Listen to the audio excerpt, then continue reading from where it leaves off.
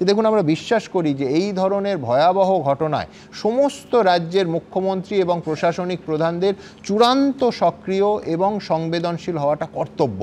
ওড়িশার মুখ্যমন্ত্রী মেয়েটি আর তার পরিবারের সঙ্গে কথা বলেছেন, ন্যায় বিচারের আশ্বাস দিয়েছেন, পাশে থাকার আশ্বাস দিয়েছেন, খুব ভালো কথা। সেই অডিওটা তিনি প্রকাশও করেছেন, সে করতেই পারেন।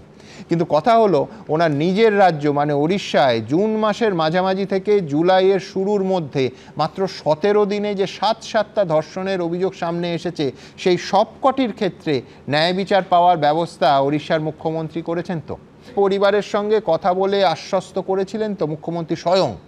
দেখুন, আমাদের ওড়িশা ভাষায় কোনো চ্যানেল নেই, নয়তো সজলকে জিজ্ঞেস করতে হতো না, আমি নিজেই উত্তরটা দিয়ে দিতাম যে এই প্রত্যেকটি 7টি ক্ষেত্রে মুখ্যমন্ত্রী ফোন করে কথা বলেছেন কিনা, আশ্বস্ত করেছেন কিনা। যদি করেন আমি তাকেও সমান প্রশংসা করব।